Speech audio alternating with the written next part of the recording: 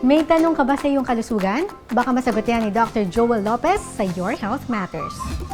Ang exercise ay isa sa pinakamabisang paraan para i-boost ang immune system.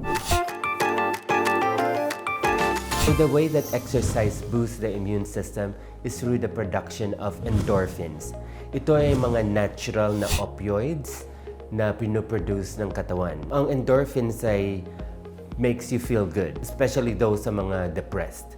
That's what exercise does. So, yung mga depressed minsan, they exercise para they feel good. There's a field in medicine called PNEI, that's psychoneuroendoimmunology.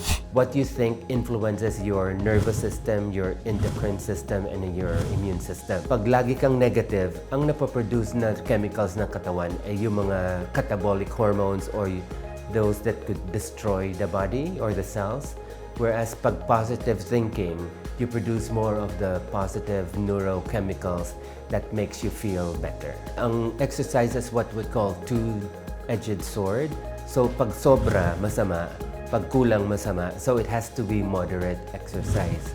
So ideally, I recommend 30 minutes a day of resistance and aerobic exercise. Studies show that that's enough time that you could actually help boost your immune system. Anything that's beyond that sometimes is harmful for the body. Like you produce excess free radicals if you do too much exercise.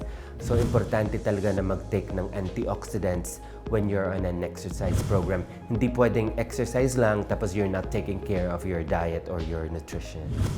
So para sa mga beginners, ito yung mga exercise na pwedeng gawin sa bahay. Ito yung mga basic exercises. At ang una dito ay ang jumping jack. Ang jumping jack ay primarily isang aerobic exercise. So you don't need to use any weights to do this. Ang pangalawa naman ay ang squat. Usually, ang focus naman nito ay ang lower body. So ang squats naman ay para sa lower body.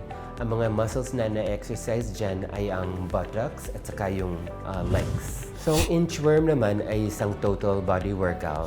Ang muscles na na-exercise dyan ay yung buttocks, legs, even the arms. Ang next one ay ang burpees, which is a total body workout. It actually works also on your core as well as your cardiovascular system. So, ang bridge naman ay ang focus ay ang core. So basically, ang abdominal muscles at saka ang lower back. So the next one is what we call mountain climbing. It's also a total body workout with focus on the lower abs. So if you want to make it more complex at more challenging, pwede nyong i-combine yung different exercises. Kunyari, yung jump squats. Pwede din inchworm to push up. And then yung bridge and hold for 5 seconds. Okay, ang next one naman ay yung burpees. Pwedeng may chair, pwedeng wala. At yung huli naman ay yung mountain climbers na may cross side. Laging tatandaan, magpakonsulta lamang sa mga eksperto tungkol sa inyong kalusugan. I'm Dr. Joel Lopez. Follow for more holistic health trivia dahil your health matters.